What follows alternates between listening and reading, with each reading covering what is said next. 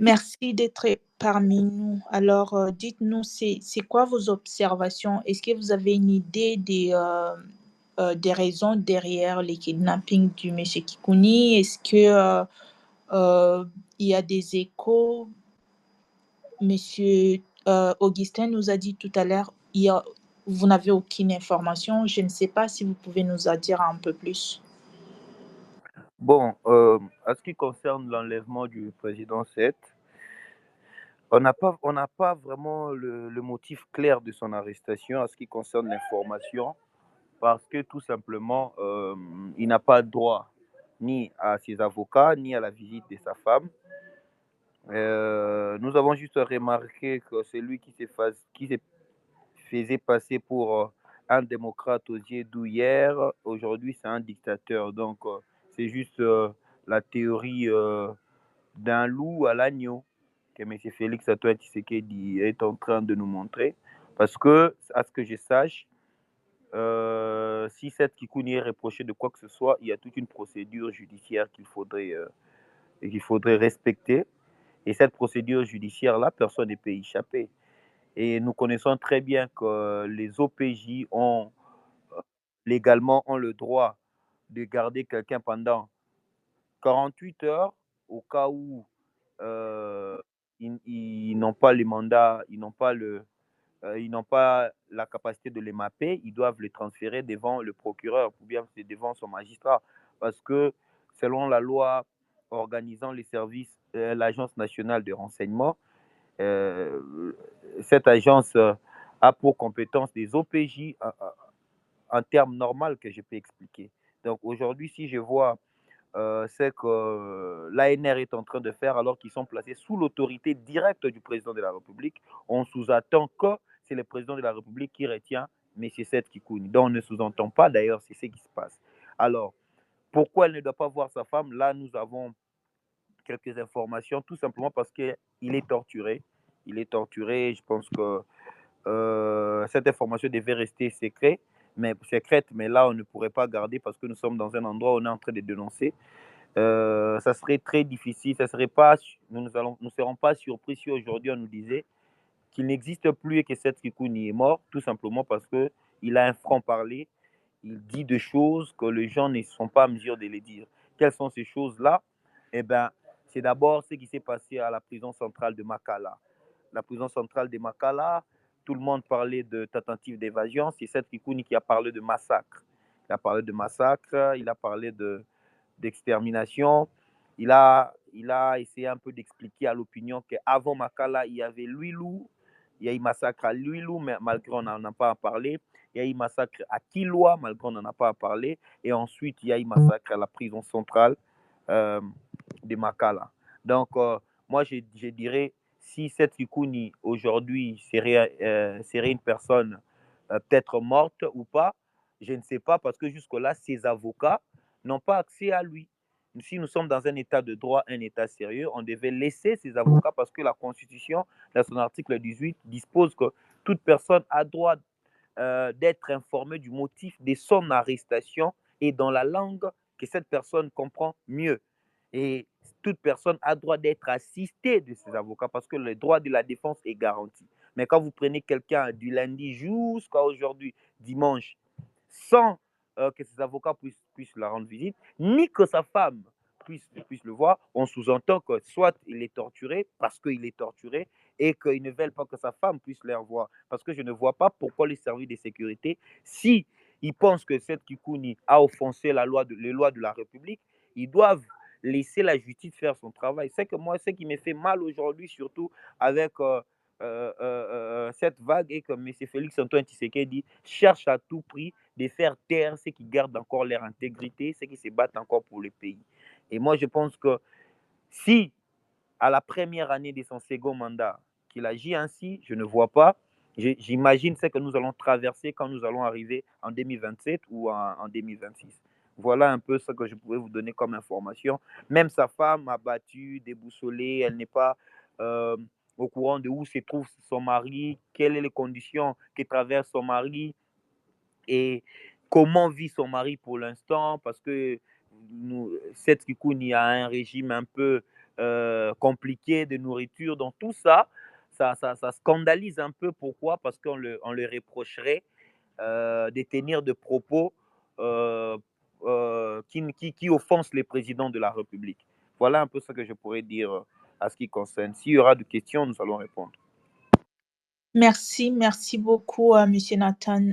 Pour ceux qui ne les connaissent pas, Monsieur Nathan, il fait partie des proches collaborateurs de Monsieur Kikouni. Et je suis surpris qu'il soit à l'extérieur parce que lui aussi, il est très critique face au gouvernement en place. Mais merci d'être là, Monsieur Nathan. La question que je vais poser à tout le monde qui vont intervenir, qu'est-ce qui est jugé comme offense au chef de l'État? Comment ou sur quels critères? On sélectionne les offenses sur quels critères de base? Parce que quand même, je peux dire quelque chose, les chefs de l'État peuvent être très sensibles et je dis quelque chose que certaines personnes trouvent normal, mais lui, ça va l'offenser. Donc, il peut facilement ordonner qu'on m'arrête pour des choses assez bêtes. Et du jour au lendemain, je me retrouve en prison. Alors, ceux qui comprennent mieux les systèmes juridiques congolais, c'est quoi, sur quelle base, sur quels critères on sélectionne ce qui est offensant pour les chefs de l'État ou outrage au chef de l'État, au gouvernement, peu importe, parce que ce sont les crimes pour lesquels M. Kabunda, Jean-Marc Kabunda, est en prison. Même chose pour M. Mike Mukeba, même chose qui vient de se produire pour M. Kikouni. Alors, j'aimerais bien mieux comprendre ce soir. Merci infiniment. Il y a mon deuxième coach qui vient d'arriver, M. Wifi. M. Wifi, vous avez quelque chose à rajouter avant qu'on prenne notre intervention? Oui, bonsoir Ted, bonsoir tout le monde. Merci beaucoup. En fait, je voudrais d'abord suivre tout le monde avant de réagir parce que je viens à peine d'arriver. Merci beaucoup. Merci, cher Wifi. On va prendre M. King qui était là depuis le début. M. King, vous êtes là? Oui, je suis là. Bonsoir, merci pour la patience. Merci aussi pour la parole.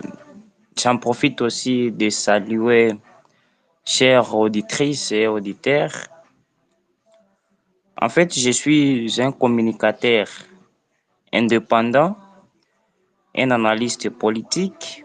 Pourquoi je suis indépendant? Parce que je suis démocrate. J'aimerais aussi contribuer quelque chose à propos de ces débats. Et je ne peux pas individualiser le débat. Je ne peux pas parler des gens ici, donc je préfère être généraliste. Personnellement, je suis très horripilé de voir les Congolais souffrir dans leur propre pays.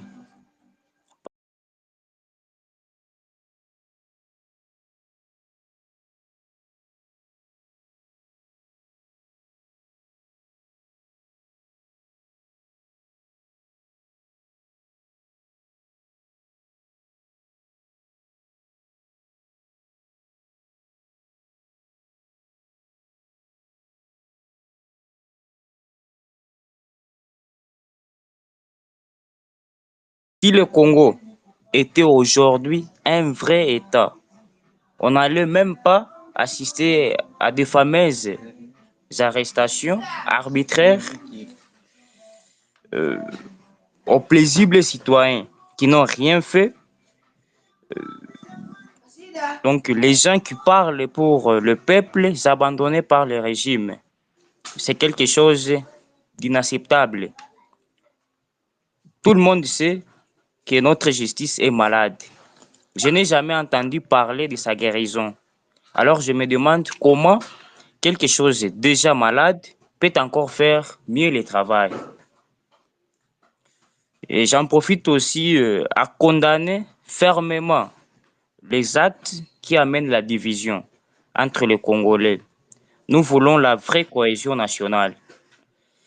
mais n'est pas celle du président Martin Fayulu.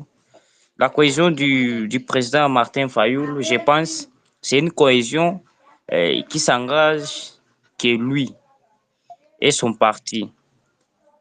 J'en profite également de demander la libération sans condition du président Seth Kikouni, du président Jean-Marc Kabound et de l'honorable Mike Mkebai. Je ne veux pas éterniser la parole, donc je m'arrête par là. Je dis merci. On y reviendra à un moment opportun. Merci beaucoup. Merci pour votre contribution, M. King. M. Eli, vous avez quelque chose à dire? Bon, moi j'ai entendu, il y avait Monsieur Révolution, il y a eu Monsieur Ben qui ont parlé. Ils ont dit des choses assez importantes à mon avis. Et je voulais relancer un peu le débat parce que là on a eu des témoignages de tous les détenus, on va pas avoir peur de le dire, politiques qui sont au cœur de ce space, notamment Monsieur Seth Kikouni, avec qui j'ai longuement travaillé, avec qui je travaille d'ailleurs. J'apporte mon soutien à toute son équipe et à son parti politique, à sa femme également. Ce qu'il traverse est humainement dur et politiquement insupportable. Et voilà. Mais moi, je voudrais poser une question. Parce qu'aujourd'hui, on en est là, exactement comme avant que Kabila parte, à accuser Tshisekedi d'une virée dictatoriale. Alors, l'UDPS qui a fait 37 ans d'opposition, qui a tout subi à la rue, est aujourd'hui celle qui fait subir aux gens ce qu'elle a subi hier. La première question que je pose aux politiques qui sont ici, c'est quoi la garantie qu'ils donnent au peuple que eux demain seront différents? Parce que s'il y a un seul parti politique qui devrait prêcher par l'exemple, c'est bien l'UDPS, qui a tout subi, de pertes de vies humaines aux pertes matérielles, aux tortures, tout. Mais aujourd'hui, c'est elle qui arrête des opposants à son régime, c'est elle qui fait tout ce qu'on lui reproche. Donc la première question, c'est comment on peut croire à un homme politique? Quels sont les éléments de garantie qu'un homme politique peut nous donner pour assurer que voilà, une fois au pouvoir, bah, il ne changera pas? C'est la première question. La deuxième question, est-ce que les partis de l'opposition prennent le temps de préparer la gestion de la République ou non? Parce qu'on a l'impression que faire l'opposition, c'est passer le temps à critiquer et jamais préparer. Ce qui fait que quand ils arrivent au pouvoir, bah, c'est un vide en termes de canevas, en termes d'agenda. Et comme la nature a horreur du vide, faute de mieux, ils repartent avec des méthodes qu'ils avaient condamnées, parce que c'est ça l'analyse que je fais de l'UDPS aujourd'hui. Faute de canevas politique, bah, l'UDPS a repris toutes les méthodes, tous les abus qu'on a accusés du régime passé. Et aujourd'hui, on le retrouve dans l'UDPS. Les détournements, les acharnements, voilà. Tout ce dont on l'accuse, elle a accusé l'autre régime de cela hier. Donc moi, je voudrais poser ces deux questions-là. Peut-être que ça pourra nous relancer dans le débat. Je vois que M. Magister est là, Papa est là, M. Nathanaël est là. On peut peut-être faire revenir M. Ben et M. Révolution également pour répondre et contribuer au débat. Merci. Merci beaucoup, cher Eli. Donc, les participants, les intervenants ont entendu les questions de M. Lee. Moi, j'insiste sur mes questions, qui est de savoir sur quels critères décide-t-on que un statement en français, une déclaration fait partie de ce qu'on considère comme outrage au chef de l'État ou au Parlement ou à quelqu'un d'important en politique en RDC, et on doit arrêter la personne qui a fait cette déclaration. En tout cas, j'aimerais bien comprendre. On va, avant de prendre M. Xavier et M. M. Find, j'aimerais bien prendre une femme, Maman Génocide, bienvenue parmi nous. Merci, merci Madame Tad, merci à vous, Wiki, Monsieur Eli, et bonsoir à tous qui sont dans ce space, et plus particulièrement aux femmes qui sont là. Je les fais des gros bisous, donc je les vois, ma baby, Maman Sandra, donc voilà. Donc moi, ce que je peux dire quelque chose ce soir, parce que l'IDPS, c'était aussi ma maison, moi et M. Poukas.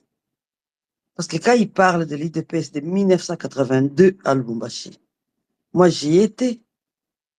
Ça s'est passé à Avenue Kasongo Nyembo, chez une famille, les Chilembe. J'y étais là, on était jeunes, on était là. C'était comme impressionnant voir des hommes intellectuels qui se mettent en groupe de pression. Parce qu'il faut dire que l'IDPS n'était pas encore les partis politiques. Pour éclaircir M. Eli, il faut dire que l'IDPS, depuis Mobutu jusqu'à Mzee, jusqu'à l'arrivée, peut-être Kabila, j'ai entendu, que les gens disaient que c'était Joseph Kabila qui a fait de l'IDPS parti politique il n'y a pas très longtemps. Et alors, sur ce point très important des questions de M. Eli, et puis je répondrai à Mme Tadé à la fin, prenons leur devise. Pyramide renversée, c'est leur devise. Et imaginons que tous ces pouvoirs passés, de Mobutu, de Kabila père et de Kabila fils, et si c'était eux qui faisaient la pression sur tous ces gouvernements, parce que quand on regarde très bien, dans tous ces gouvernements, Papa Tshisekedi était là, faisait ses manifestations, de temps en temps il exagérait, il repartait, il pouvait aller visiter Mobutu quand il voulait, il repartait, il pouvait parler avec Joseph Kabila, il pouvait aller aussi voir les rebelles, se photographier avec Akisangani, retourner. Et on voit bien Félix Tshisekedi, y compris Maman Marthe, faisait des allers-retours Bruxelles et Kinshasa, comme d'habitude. Et nous, beaucoup de jeunes, on était dans l'IDPS, on pouvait ramener des courriers. À l'époque, il n'y avait pas encore de journaux de l'Europe qui arrivaient comme ça sur Internet. Nous, on les ramenait des journaux comme ça. Quelque chose qui m'a interpellé, je crois que je l'ai partagé, un membre de l'IDPS dit ceci, que même à l'époque de Mobutu, très important, on les demandait avant la manifestation d'aller chercher des cadavres dans les hôpitaux et faire en sorte que c'est Mobutu qui tuait les gens.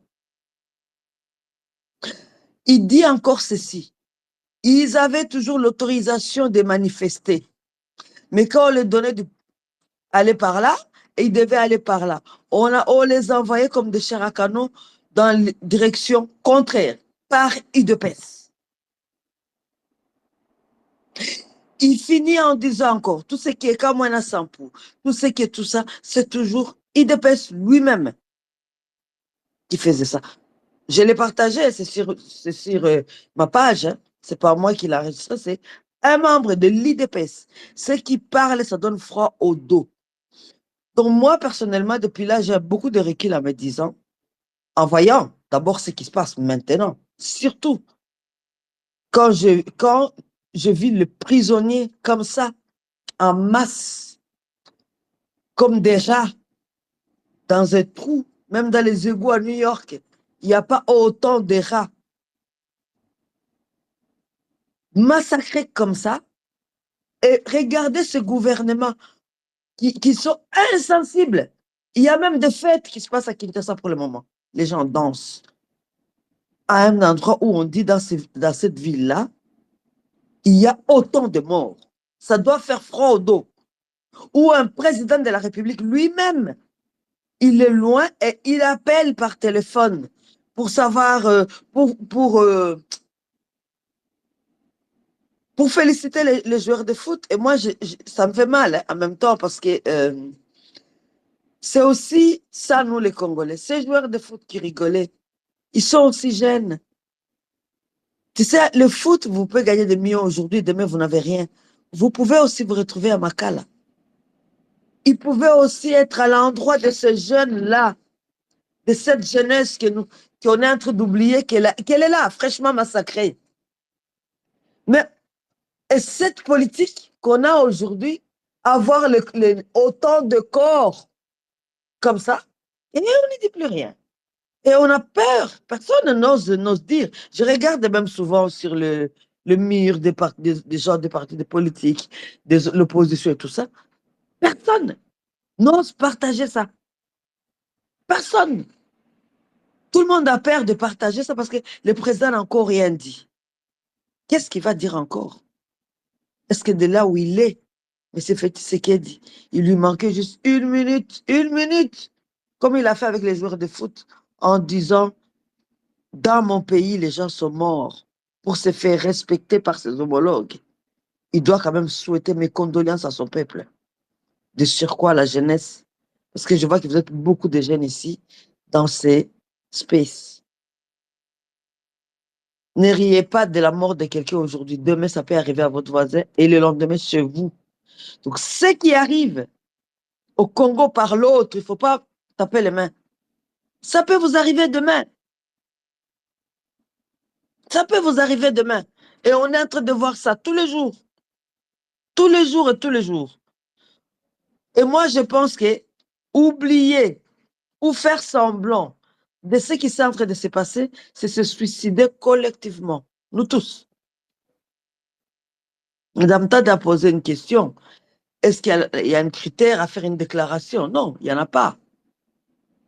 On en a vu des déclarations politiques. On a vu Félix Tshisekedi gentiment et traite Mobutu de fou. Est-ce que vous savez qui était Mobutu? Qui était son parrain en même temps. Hein? C'était son parrain de baptême. Mais il a traité d'un fou. On a assisté ici comme quoi, lui, il n'est pas Kabila, il ne peut pas enlever sa culotte devant Kagame. Traiter un autre homme qui enlève sa culotte, son pantalon. Bangala Bimiselare pantalon, il a dit même à Lingala, les gens ont applaudi. Mais Kabila était au Congo. Il a fait ça à Limete. Il a fait ça à Limete. Félix Tshisekedi lui-même, avant, comme opposant, soi-disant, en a fait des déclarations qui passent comme c'est pas possible. Je vais revenir pour citer la déclaration de M. Seth Kikouni. Il faut suivre aussi les déclarations des autres depuis que Seth Kikouni a dit l'histoire d'abord. Ah, mais Seth Kikouni, ce n'est pas un Katangé. Il est Mourega de Maniema là-bas. Les Barega, il y en a au sud Kivu, au nord Kivu et au Maniema. Je pense que lui, le Mourega de Maniema, si je ne me trompe pas. Donc, D'ici Kivu. du sud Kivu, hein? Yeah. Ok, merci pour l'éclaircissement. Merci à vous, Madame Tadé. Donc, il n'est pas Katangé pour être séparatiste, pour dire quelque chose qui peut déranger. Mais ici, il y a moins d'une semaine, Madame Souminwa, qui est ministre, Premier ministre, il va là-bas chez lui, là, au Bas-Congo ou au Bandundu, au Bas-Congo, je ne sais pas.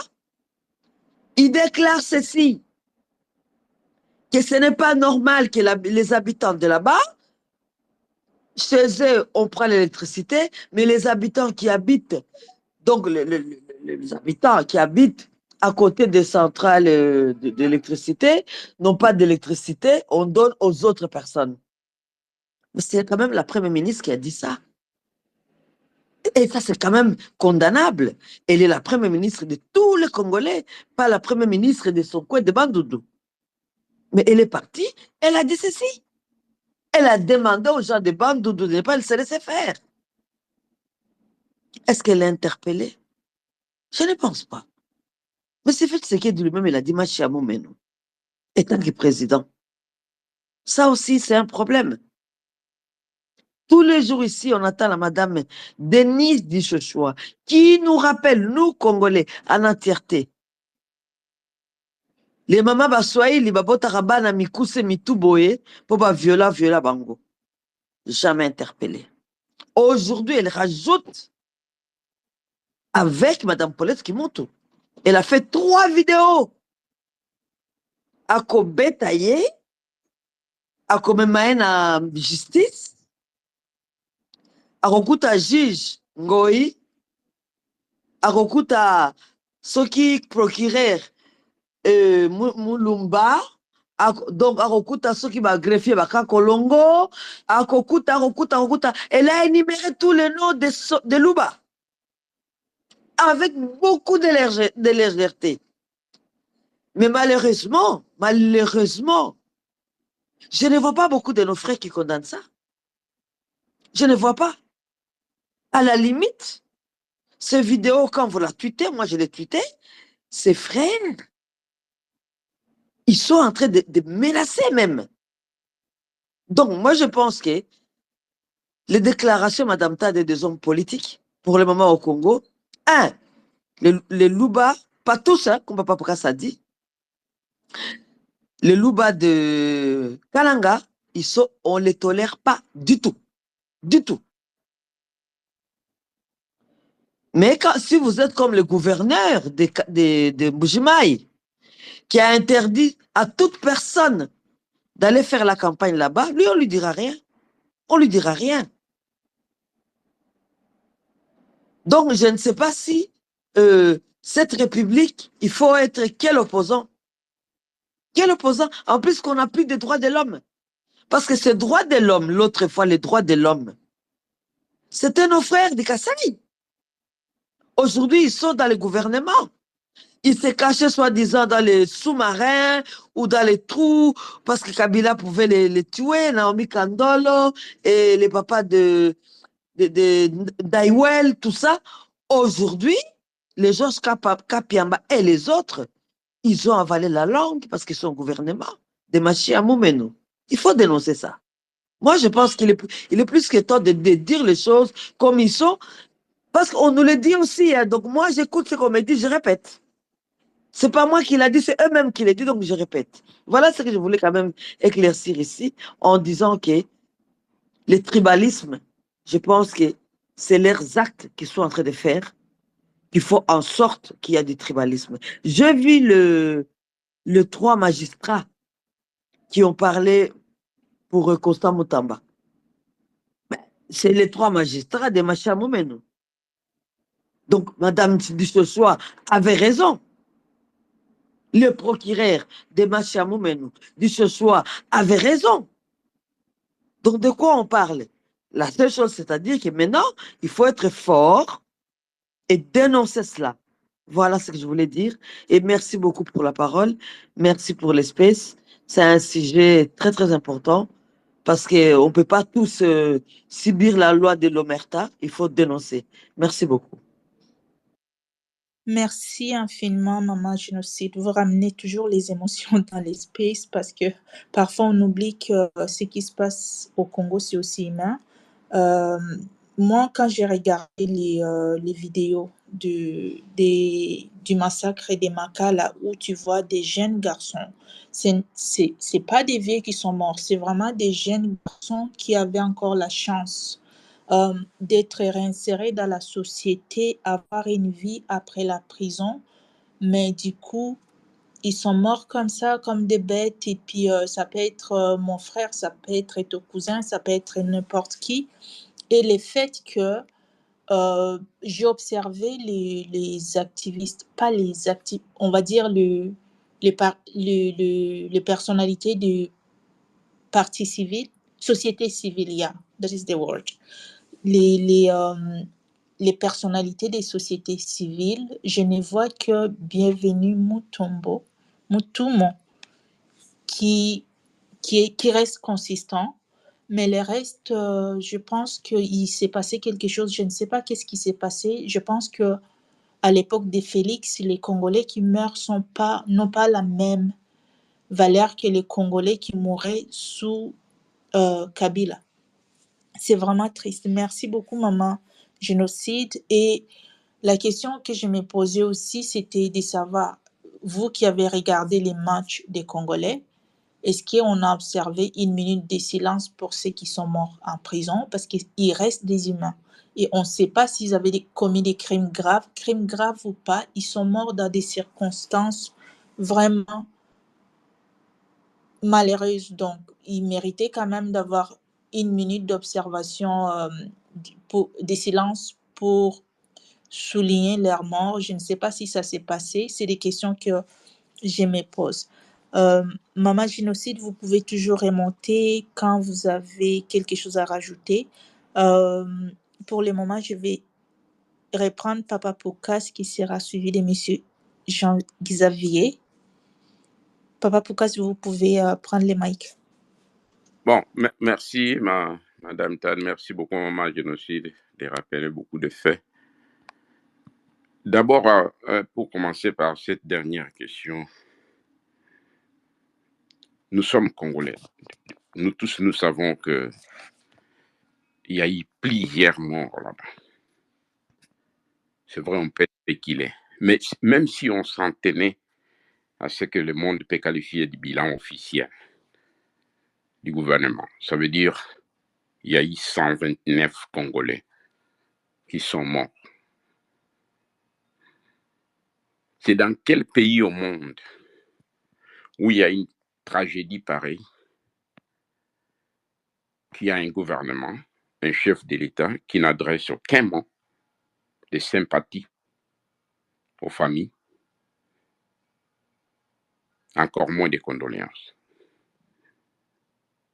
par un discours à la nation, mais qui continue avec sa délégation à faire comme si de rien n'était. Comme vous l'avez dit, on a vu un match de football où il se plaît de demander encore une victoire, parce que c'est ça, les matchs.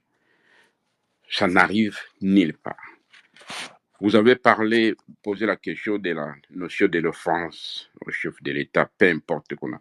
Dans toutes les sociétés organisées, et je crois M. Magister et d'autres qui vont monter peuvent le dire. Il y a M. Nathan qui est avocat. Dans d'autres pays, on parle de délit d'offense au chef de l'État. Et même en France, ils ont abrogé ça. Pourquoi? Parce que dans les sociétés modernes, la démocratie moderne, ça devient incompatible de parler des droits humains et d'offense à un individu pour son prestige. Offense, s'il y a, c'est contre la loi, les lois de la République, pas des individus.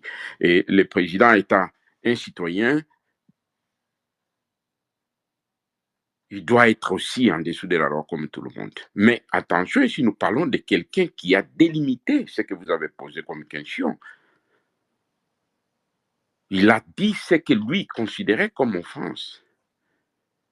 Par exemple, à l'égard de sa femme, des gens qui voulaient attribuer une autre nationalité à sa femme, à cause de son nom, il l'a dit publiquement, Malok Ekoton. D'ailleurs, si on faisait des enquêtes sérieuses, il peut y avoir des gens dans ces prisons, parce que seulement ils ont parlé mal à l'égard de la femme du président, parce qu'il lui a donné l'instruction en tant que magistrat suprême.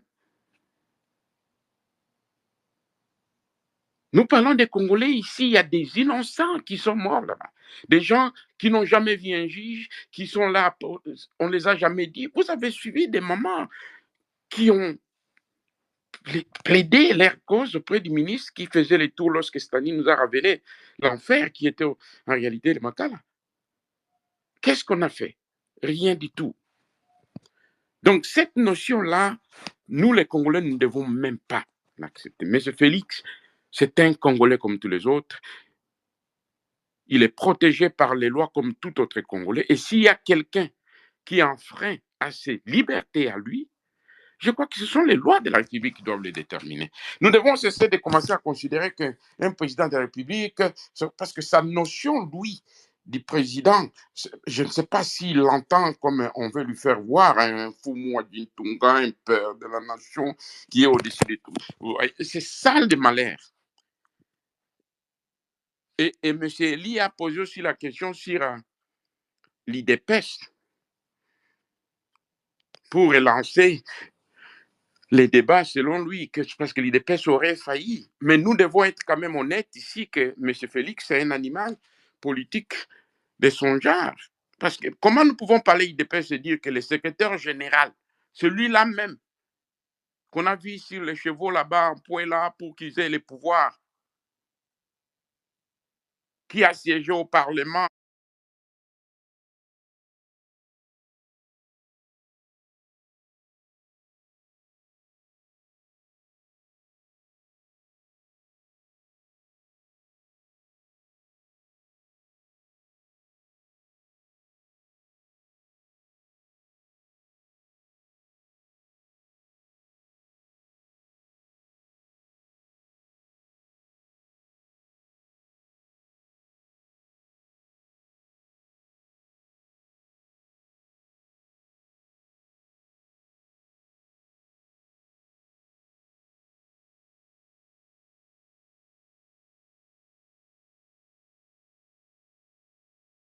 aujourd'hui, il travaille à tout celui qui doit l'obéir et qui va faire sa volonté.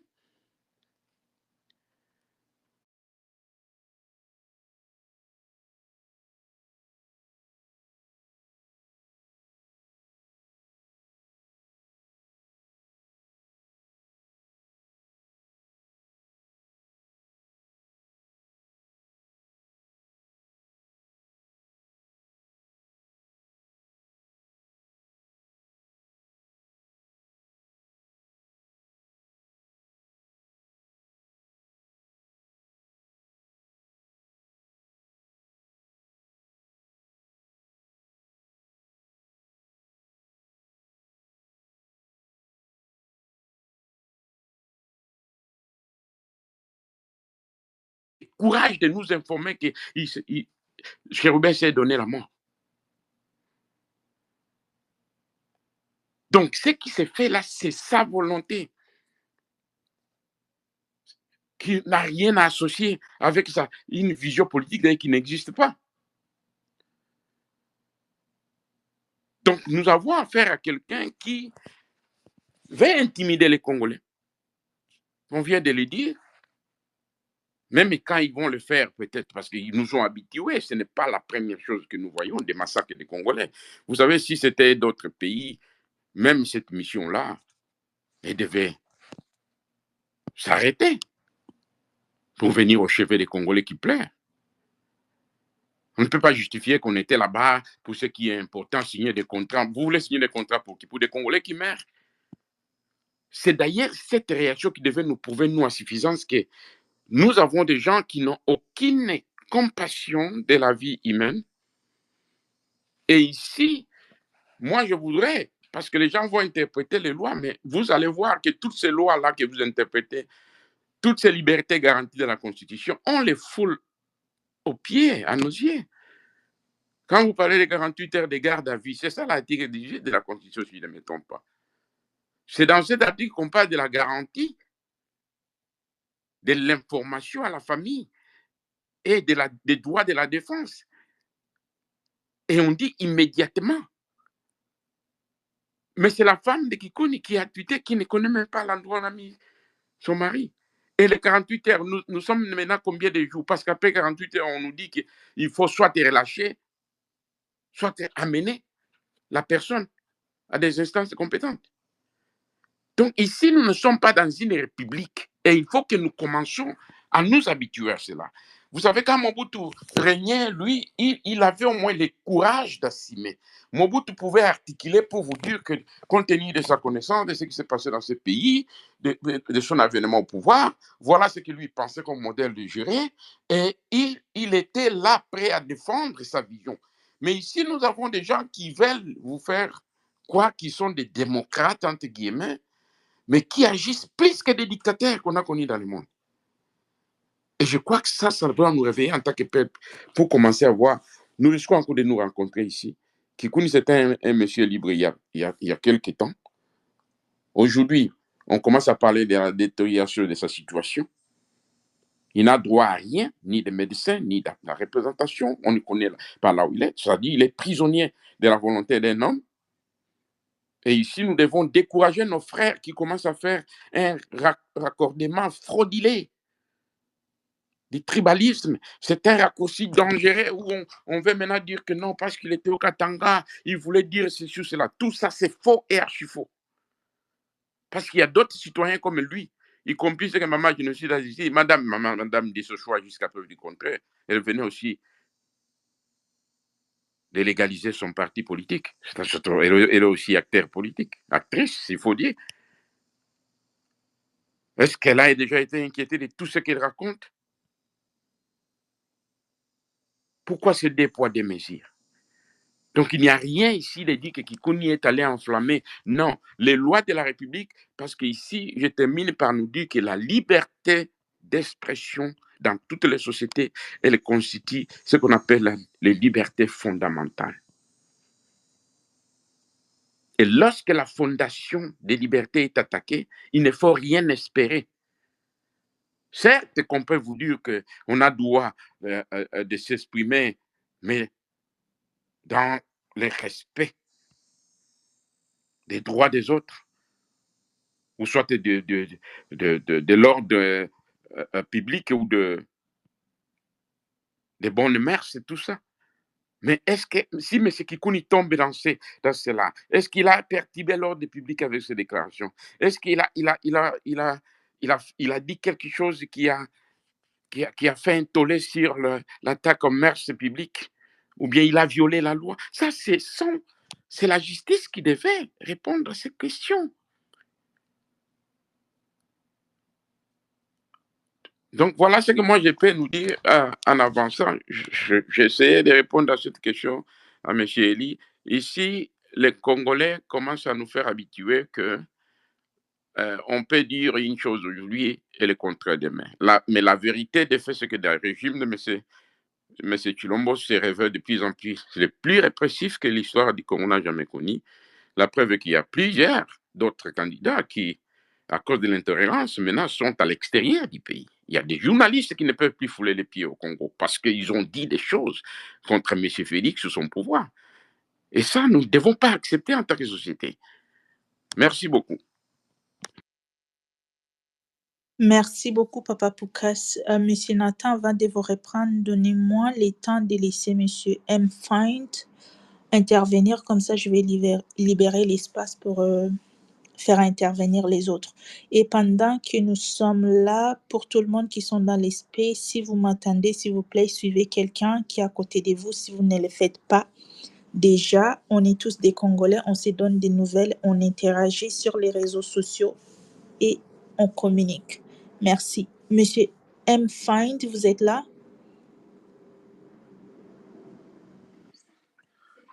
Oui, bonsoir, je suis là. Bonsoir. Allô, je pense que vous m'entendez, hein? Oui. Ah, ok, d'accord, ça va. Alors, je pense que Papa Poukas et la dame qui est intervenue avant, ils ont presque tout balayé, je ne serai pas long. D'abord, j'aimerais compatir à l'arrestation de Monsieur Seth Kikouni, parce qu'il est, pour moi, il est clairement établi qu'il a été arrêté pour ses propos qu'il a tenus au Katanga. Je ne pense pas que l'histoire des massacres soit la vraie raison. Pour ceux qui ont déjà été au Katanga, vous savez les tensions qui existent entre euh, le Kassaïen et les Katangais. Il y a déjà eu des précédents, je pense 2 fois déjà, donc cela n'est pas à ignorer. Bon, maintenant, le faire arrêter de cette manière-là, je pense que nous sommes en train de retourner vers la barbarie que l'UDPS elle-même a eu à combattre.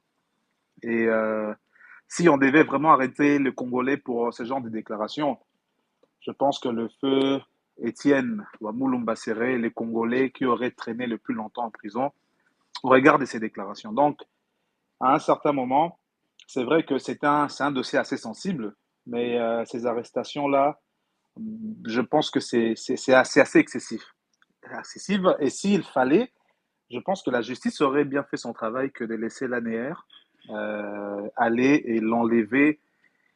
Et jusqu'aujourd'hui, sa femme, ses avocats n'ont pas d'infos. Est-ce qu'il est encore en vie? Est-ce qu'il est bien traité ou pas? Donc, même ses libertés ne sont plus garanties. C'est ce qui fait mal. Mais j'aimerais aujourd'hui, parce que j'ai suivi, il y a un monsieur qui est intervenu, qui a parlé de la cohésion nationale, parce que c'est ce qui m'intéressait vraiment. Il a dit que Félix est obsédé à l'idée de rester le plus longtemps au pouvoir. Bon, pour un parti politique, c'est logique, mais pour un humain, il est limité par 2 mandats. Et qu'on ait cette cohésion ou pas, je pense qu'il fera tout pour y rester pendant longtemps. Mais avec quel régime et aujourd'hui avec quelle situation? Pour ceux qui vivent au Congo, on sait tous aujourd'hui l'économie, là où on se trouve, les dollars, les taux de dollars face au franc congolais, on sent la dépréciation et la situation sociale devient catastrophique. Les routes, n'en parlons pas. Le chômage, ça, on ne sait même plus dire si on stagne ou nous continuons de nous enfoncer. La situation sociale est catastrophique. Et pour ceux qui ont de frères fonctionnaires ou tout ça, vous avez vu où je pense qu'on a évité de tourner la planche à billets. On a payé certains fonctionnaires avec des billets impropres à la consommation, des billets qu'ils ne peuvent pas utiliser. Ceci prouve qu'il y a un malaise. Et si nous continuons ainsi, nous pouvons tomber dans un marasme où rien ne peut bouger. Donc, moi, j'adhère à l'idée de la cohésion parce que je pense qu'à un certain moment, c'est vrai, il fera peut-être tout pour essayer de glisser, mais en homme intelligent, il faut être à l'intérieur pour discuter. Et si le peuple trouve qu'il n'y a pas son intérêt, les gens se retirent. Mais le laisser tout faire seul, pendant que nous voyons bien que nous allons vers un mur, c'est aussi une complicité. On doit à un certain moment rassembler nos intelligences et lui montrer que, messieurs, ça ne va pas. Si vous continuez ainsi, ou aujourd'hui, il est clair qu'il y a eu tellement d'agences créées au niveau de la présidence qui quasiment gèrent tout. Aujourd'hui, on peut dire à Mme Soumine, la Première ministre, on ne sent rien, mais quand vous rentrez dans les fonctionnements, moi j'ai l'impression que tout se gère au niveau de la présidence. Il y a trop d'agences. On a l'IGF, mais on vient encore de créer un autre département au sein de l'ANIR qui s'occupe. Finalement, vous avez des chevauchements. On ne sait plus qui fait quoi, mais derrière tout ça, certainement, il y a un lucre. Parce que moi, je ne vois pas pourquoi on doit continuer à créer des agences pour essayer de dédoubler le gouvernement. Finalement, ces ministres, ils vont faire quoi? Donc, l'idée de la cohésion, pour moi, je pense que le président Martin Fayulu qui a abordé cela, je ne sais pas si réellement, hein, il y a Tshisekedi qui est derrière, qui veut, c'est lui qui est instigateur, ça je ne saurais rien dire. Je sais que ça a été abordé par un leader qui en a parlé. On doit peut-être l'écouter la semaine prochaine. Qu'est-ce qu'il dira? C'est quoi les motivations et où est-ce que ça va nous ramener? Il a lui-même déclaré qu'il ne sera pas, ce ne serait pas un partage des gâteaux. Bien que pour moi, je pense au partage des responsabilités que de parler des partages des gâteaux parce qu'on a pris une très mauvaise manie. À chaque fois que les gens se mettent ensemble, on dit ah non, on veut partager les gâteaux. Si on doit l'appeler comme ça, les gâteaux n'appartiennent à personne. Nous sommes tous Congolais. On doit d'abord voir cette responsabilité que voir d'abord les gâteaux. Les gâteaux, réellement, c'est pour des voleurs. Donc, c'est un sujet assez sensible vu l'état de l'économie actuelle. Rien n'est fait, rien ne bouge. Et aller en Chine, signer des protocoles d'accord, ça n'a rien à voir d'abord avec des vrais contrats. Les vrais contrats, maintenant, ce sont des commissions qui vont rester, qui vont y travailler.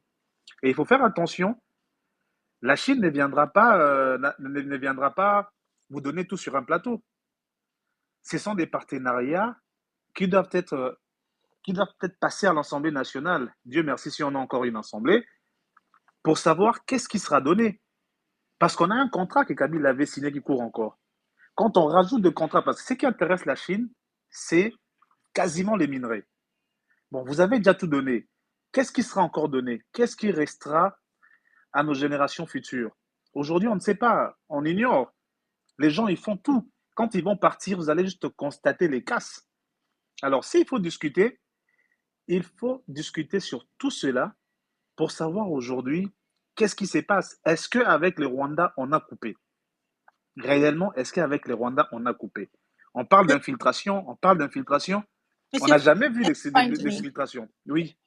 j'ai fait 2 spaces sur les sujets de cohésion nationale et ce soir, on parle vraiment de la répression de la liberté d'expression des partis d'opposition.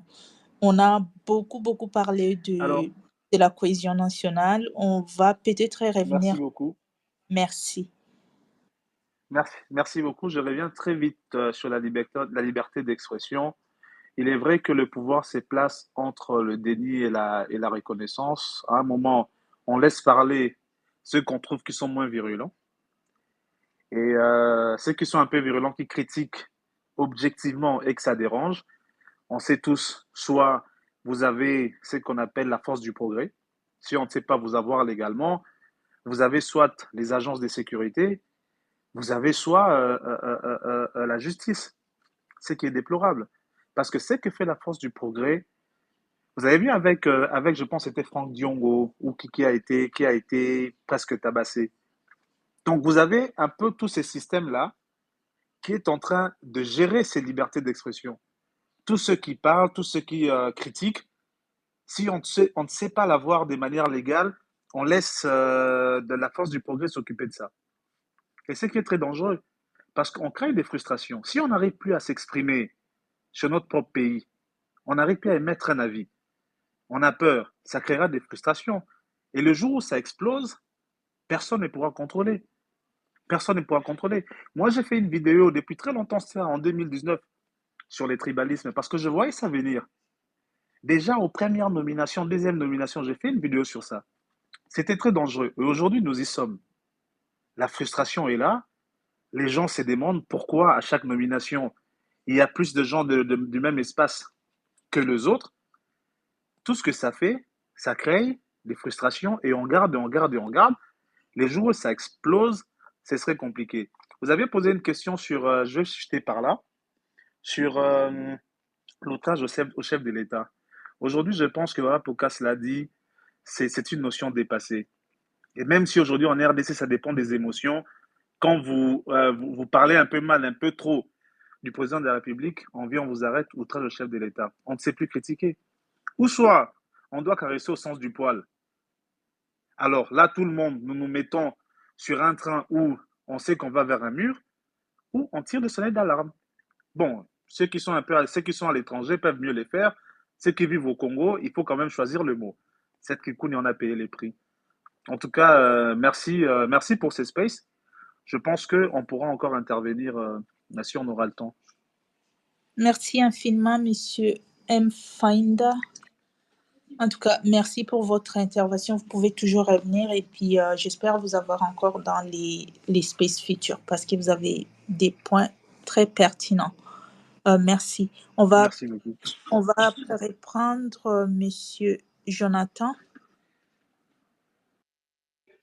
Est-ce que je peux réagir un peu une minute? D'accord, Papa Magister. Une minute, après on reprend Monsieur Jonathan.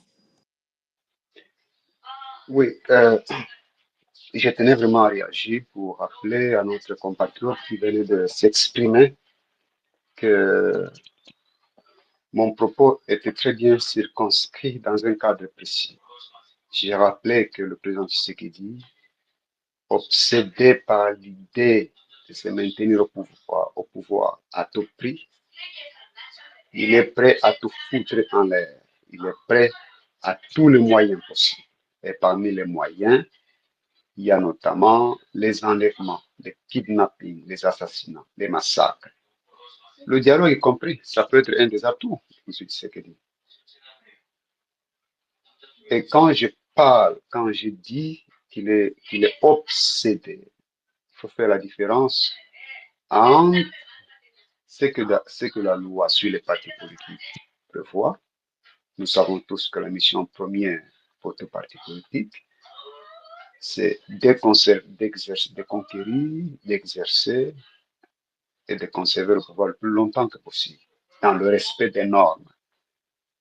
Quand nous faisons un pas en recul, un pas de recul par rapport aux élections passées ici, est-ce que nous pouvons dire qu'il y a eu élection?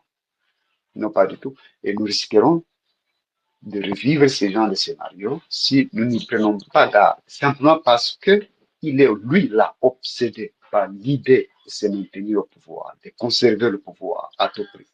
C'est dicté par cette idée qu'à 2 reprises, il a évoqué l'idée de changer la Constitution, ce qui serait très grave.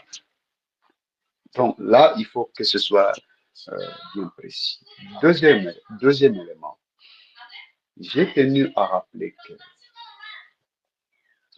nous sommes dans un contexte où, pour répondre à la question des offenses au chef de l'infraction d'offense au chef de l'État, qui est prévue et punie par l'ordonnance de 2003, de 1963, si j'ai bonne mémoire.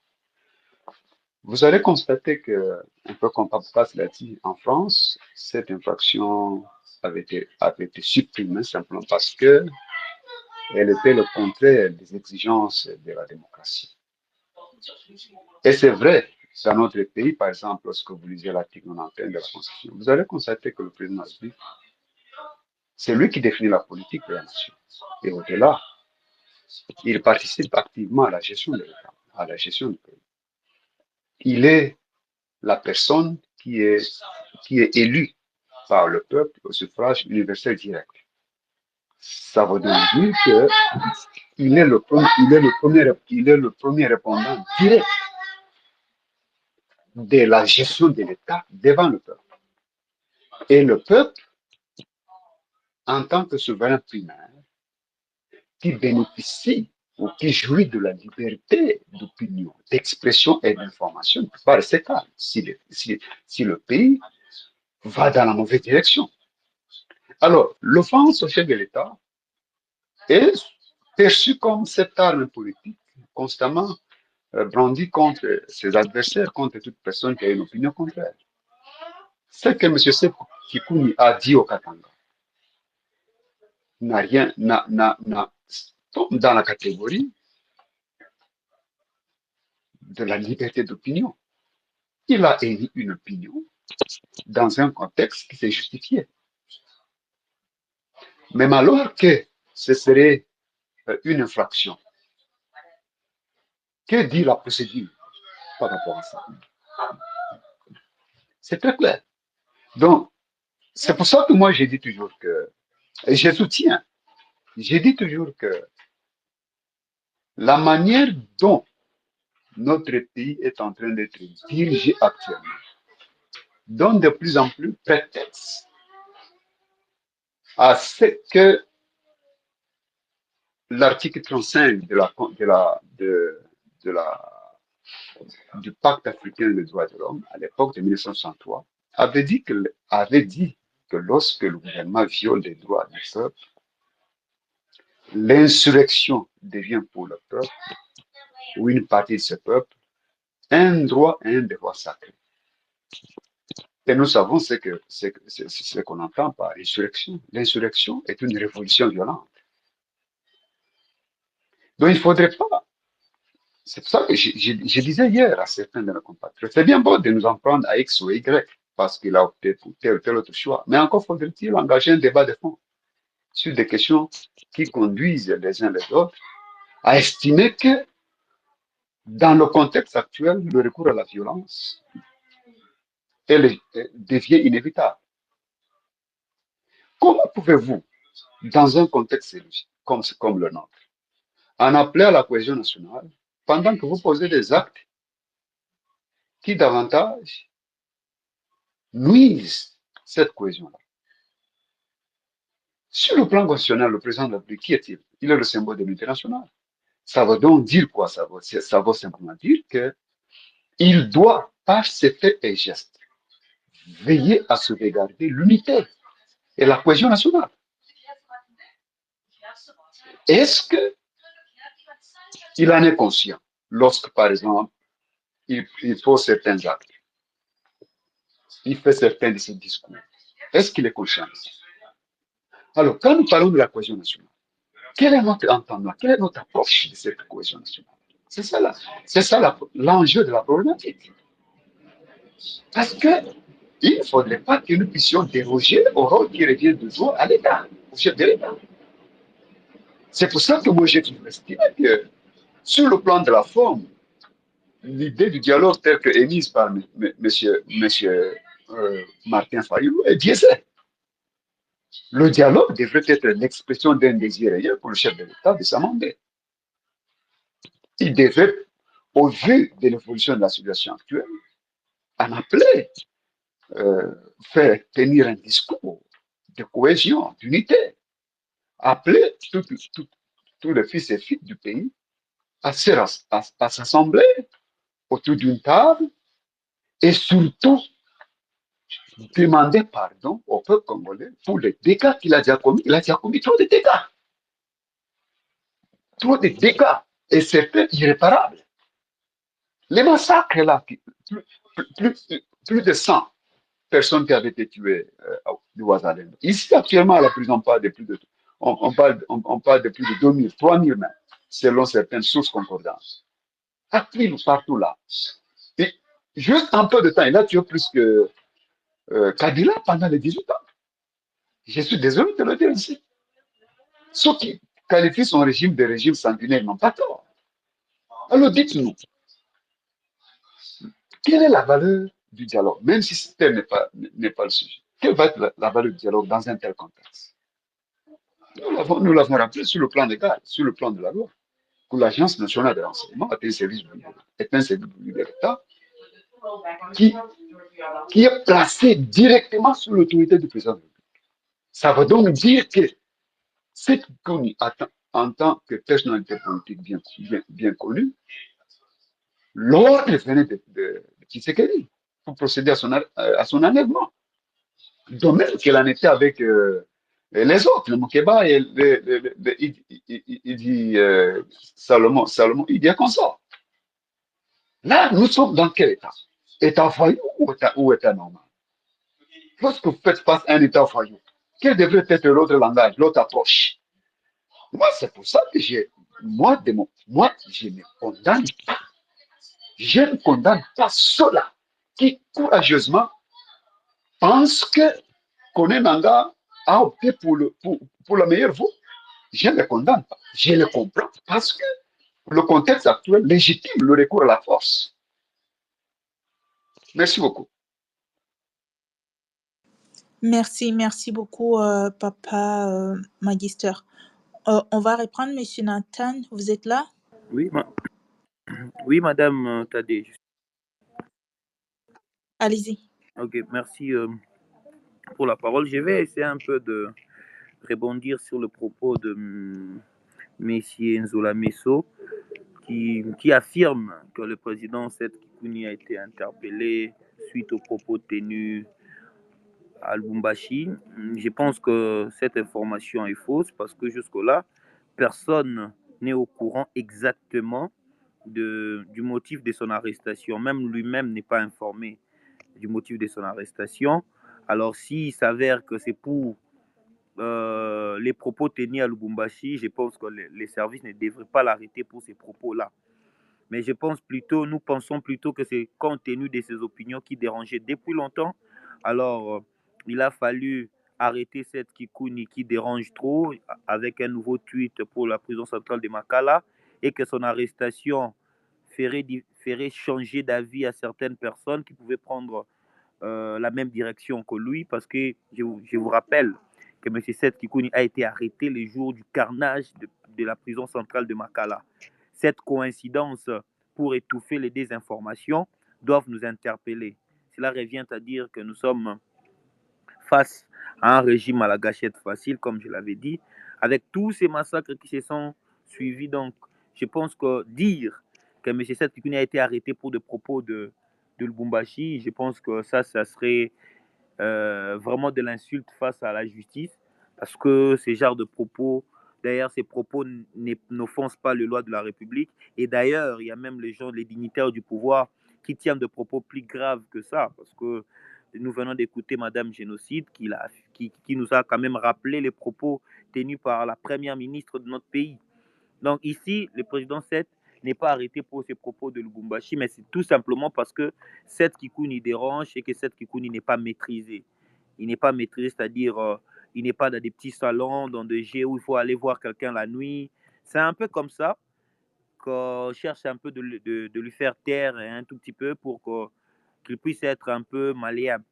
Alors, à la question de M. Eli Mondonga sur les formations politiques de nos partis politiques, M. Eli, je pense que chaque parti politique a un projet de société et ces projets de société se transforment en programme de gouvernance lorsqu'on acquiert le pouvoir.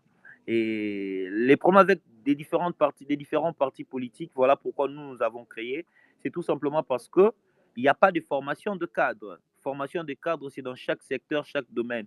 Parce que les partis politiques sont censés avoir l'information sur comment l'État est géré et non comment on peut critiquer ceux qui dirigent la chose publique. C'est ça la différence. Le problème, ce n'est pas venir les matins insulter tel ministre, tel président. Mais il faut quand même former les cadres, leur donner une formation et savoir la compétence de chaque membre selon un secteur bien déterminé. Et quand on accède au pouvoir, nous saurons directement que telle personne doit aller dans tel ministère, dans tel domaine, dans tel secteur. Mais le problème avec nous aujourd'hui, ça fait très mal. Nous avons défini la politique comme la gestion de masse. Qui est politique, c'est lui qui draine des foules. Les foules qu'on peut acheter avec l'argent, qu'on peut donner 2 000, 3 000, 4 000 francs, qui viennent nous suivre. Et tout ça remet en cause l'utilité de partis politiques au sein de notre pays. Vous allez voir, quand vous demandez, nous avons plus de 900 partis politiques qui n'ont pas d'idéologie. Je suis socialiste démocrate, je suis socialiste démocrate, je suis socialiste démocrate. Tout simplement parce que dans tel parti, je ne me suis pas retrouvé et je crée mon parti politique. Les besoins que le Congo a, c'est avoir une bonne gouvernance avec des personnes, des élites, de cadres, comme ça a été dans les années 60, quand bien même qu'on n'a pas décollé. Mais nous avons vu que ces élites-là ont apporté une réponse à la question du peuple. La question, c'était, nous devons être libérés, bâtir un pays, un État puissant au sein de l'Afrique et créer une nation congolaise. Et bien, malheureusement que ceci n'est pas effectif, mais quand même, ils ont travaillé selon leur époque. Mais pour ce qui concerne l'arrestation de Seth, ce n'est qu'un échantillon. Seth d'ailleurs est connu, vous parlez de Seth ici, mais qu'en serait-il de nous autres, où il y a certaines personnes arrêtées pour trafic d'influence, hein? Il y a certaines personnes arrêtées non connues, et des personnes d'autres assassinées, méconnues. Les problèmes avec nous, le Congolais, nous agissons sur base d'actualité, sur base d'information. Après une semaine, on oublie. Vous avez vu ici, nous avons plairé notre confrère Chéribin Okende qui est parti comme ça, mais personne n'a dit mot, quoi que ce soit.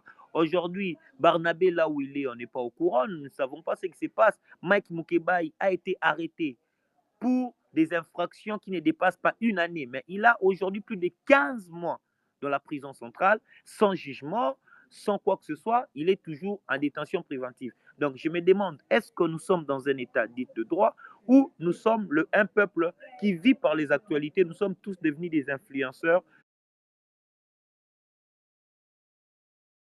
Quand il y a une actualité, on saute sur l'occasion. Comme là, on veut étouffer la situation de Makala, tout simplement en créant des diversions. Non, il y a eu empoisonnement dans un ministère. Non, le ministre a été empoisonné. Est-ce que quand quelqu'un est empoisonné, il doit tenir un communiqué pour informer à tout le monde qu'il est empoisonné? Pourquoi ces agitations autour de réseaux sociaux?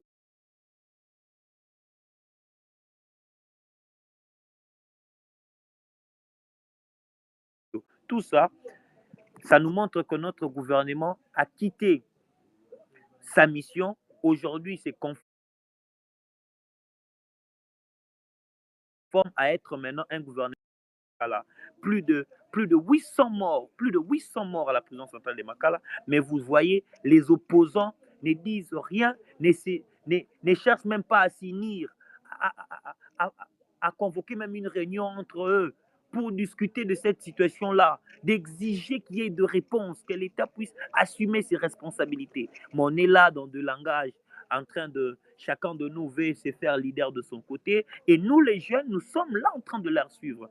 Je pense que notre pays mérite qu'il y ait de réflexions sérieuses. Parce que ce qui se passe aujourd'hui avec Seth Kikouni, ah ben, Seth Kikouni, peut-être les gens vont parler de lui.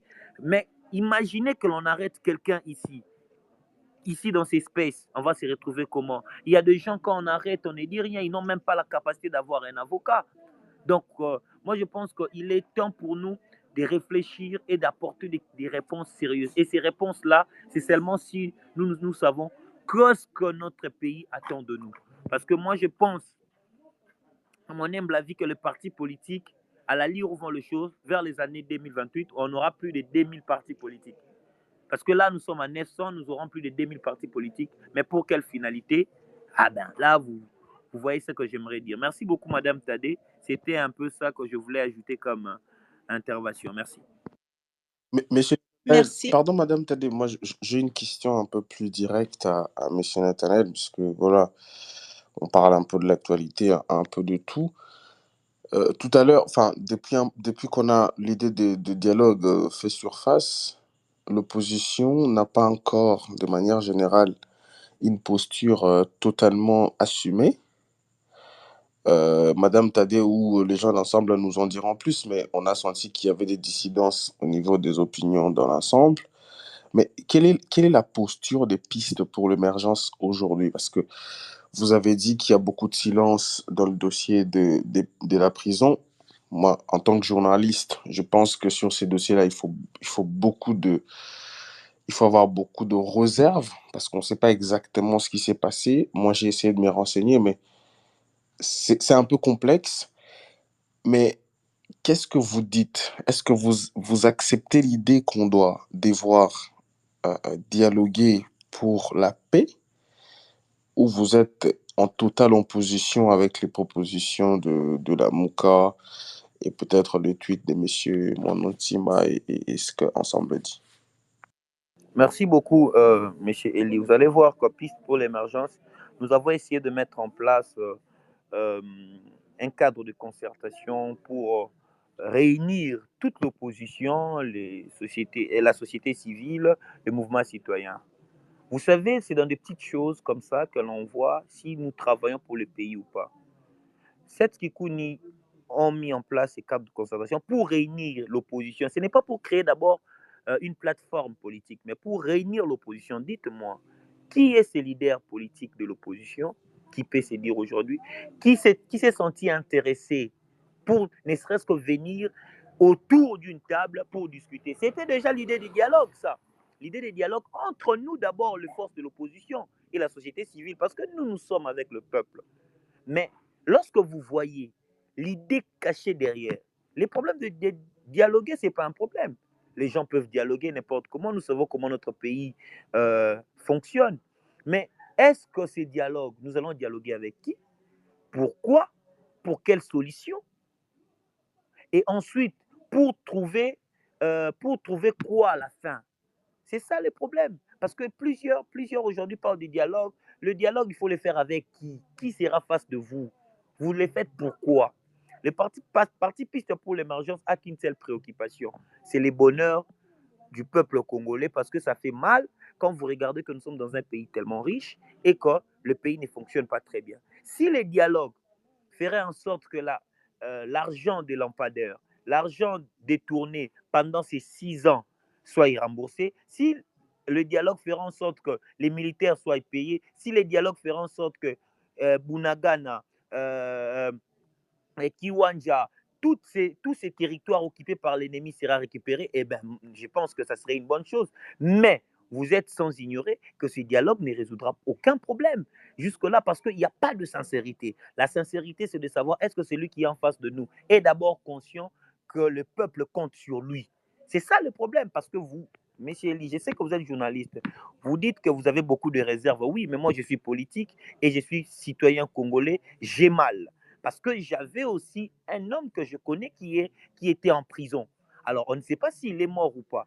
Parce que le pouvoir politique est un pouvoir d'impulsion, est un pouvoir de coordination, est un pouvoir de prévision, est un pouvoir de décision. On n'a pas le pouvoir politique pour tâtonner, pour nous dire tes intentions. Le pouvoir politique coordonne, prévoit, décide.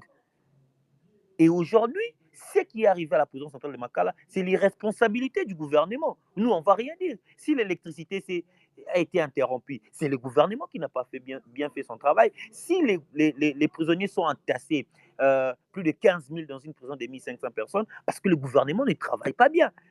Si aujourd'hui, les gens, il n'y a pas une sécurité là-bas à l'intérieur, c'est parce que le gouvernement n'a pas assumé ses paroles, sa gouvernance. Est-ce que pour ça, l'opposition censée défendre le peuple doit avoir des retenues face à qui? Pour dire quoi? Moi, je pense qu'ils devaient montrer qu'ils sont unis pour la cause du pays, tout simplement à chercher à mettre la pression pour exiger des bonnes explications.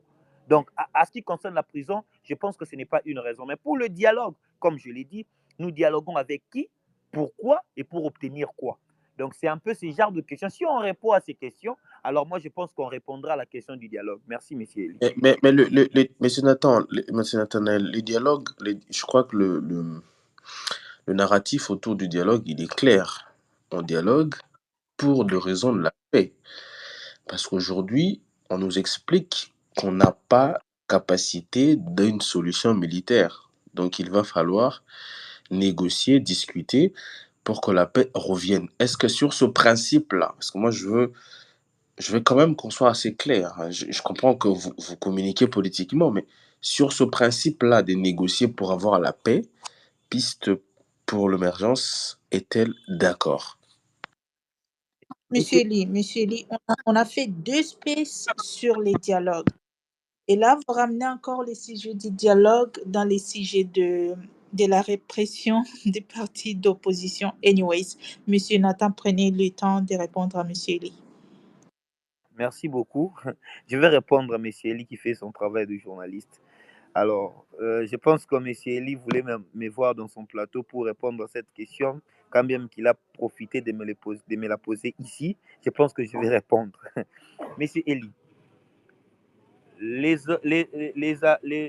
les auteurs du crime ou les auteurs de l'insécurité de l'Est sont connus. Ceux qui gouvernent ou ceux qui contrôlent l'Est de mon pays sont connus. Pendant que les gens chantent cohésion nationale, dialogue, je ne suis pas contre. Mais les acteurs principaux de ces conflits sont connus. Et vous êtes sans ignorer que c'est Corneille Nangaa qui contrôle une partie de la République démocratique du Congo. Donc, si le président de la République pense qu'il voudra négocier avec Corneille Nangaa, qu'il traite de patin, s'il voudra négocier avec Corneille Nangaa pour que la paix revienne au pays, moi je ne détiens pas les pouvoirs politiques, c'est lui qui détient les pouvoirs politiques, alors il doit mettre la politique en place pour mettre fin à la guerre. Et s'il pense que la négociation mettra fin à la guerre, à négocier avec Nangaa et tous ces acteurs-là, moi je n'ai pas de problème, nous on n'a pas de problème, parce que le peuple qui meurt à l'Est, c'est le peuple congolais. Mais l'idée du dialogue, sans se poser des bonnes questions et des questions sérieuses, parce que ici vous êtes sans ignorer que parmi les parties prenantes, il y a M. Joseph Kabila Kabangé, que le président de la République vient de traiter d'être celui qui finance les AFC de Corneille Nangaa. Est-ce que ces dialogues, tant pour résoudre des questions de l'Est, et si c'est pour résoudre des questions de l'Est, en tout cas, M. Eli, je te dirais que je suis d'accord si le président décide aujourd'hui de mettre en place une politique de négociation avec les auteurs de cette guerre-là et trouver la paix. Et vous savez, l'auteur de cette guerre, c'est Corneille Nangaa, bien évidemment. Et si Corneille Nangaa négocie avec les présidents et qu'ils disent non, nous, on va plus tuer, on va plus avancer, on va plus combattre, on laisse cesser les faits, ça serait pour le bonheur du peuple congolais, mais pas un discours politicien qui chercherait à flouer les gens sur les objectifs qu'on devait poursuivre au nom d'une cohésion nationale imaginaire. Parce que jusque-là, les auteurs principaux de la guerre de l'Est n'y sont pas invités. Donc si c'est pour la paix à l'Est et qu'il y a des décisions franchises telles que inviter messieurs Corneille Nangaa et les autres, je pense que ça serait une très bonne chose. Mais est-ce qu'on pourrait inviter celui qui est condamné par la justice actuelle? Est-ce qu'on va inviter celui qui est poursuivi par la justice actuelle? Là, c'est votre travail de journaliste et je pense que vous aurez des informations. Merci, monsieur Eli. Merci infiniment, monsieur Nathan, pour vos réponses. On va essayer de prendre.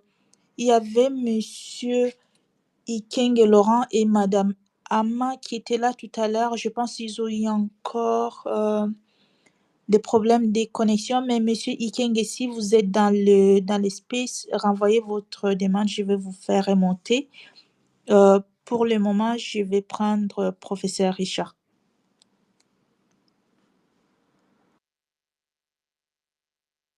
Monsieur Richard, vous êtes là?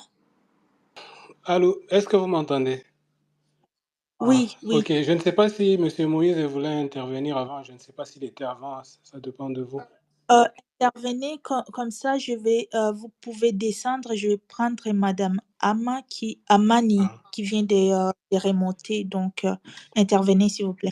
Ok, alors très rapidement, moi j'aimerais d'abord commencer par saluer et rendre hommage au courage et bravoure de ces Congolais, fils du pays, qui se font malmener, qui se font arrêter injustement face à un pouvoir qui veut le pouvoir pour le pouvoir. Donc, je ne sais pas si parmi nous, il y a des gens qui ont déjà fait le temps en prison, même dans une cellule de la police, même 1 heure du temps, pour comprendre l'ampleur de ces gens qui laissent leur famille, leurs bien-aimés, et se retrouver dans ces conditions-là.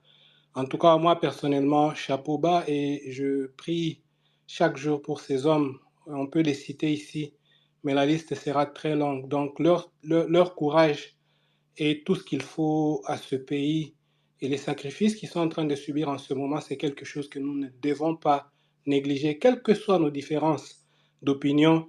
Mais mettre quelqu'un dans cette situation-là parce qu'il a usé de sa liberté d'opinion, moi je pense que c'est quelque chose de très, très grave et quelque chose qui est vraiment condamnable.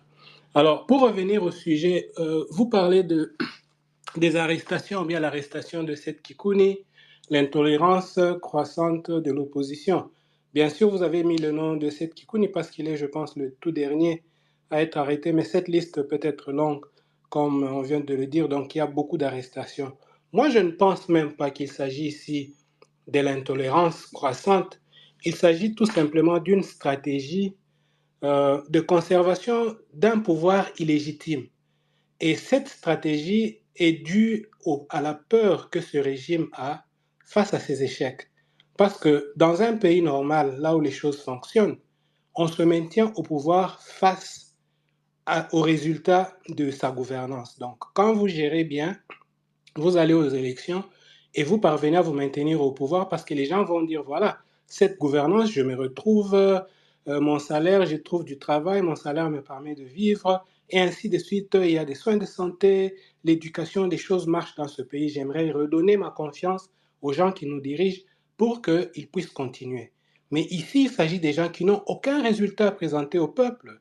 Et leur seule façon de se maintenir au pouvoir, c'est taper sur le peuple, c'est intimider, c'est violer leurs droits. Ils sont en train de cibler là où il peut y avoir des poches de résistance pour casser et essayer de se maintenir au pouvoir euh, à l'encontre de la volonté de cette population. Donc ici, il s'agit d'une stratégie bien ficelée qui est en place pour, n'est-ce pas, empêcher au peuple de s'exprimer librement et réclamer ses droits comme il se doit.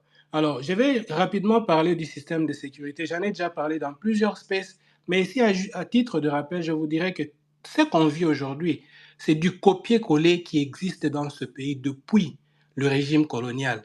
Encore un régime qui se maintenait, qui voulait diriger le peuple contre sa volonté, mais pour se maintenir au pouvoir, il fallait avoir une force de sécurité, appareil de sécurité, qui est là pour la sécurité du régime et non pour la sécurité de la société ou bien la sécurité sociétale.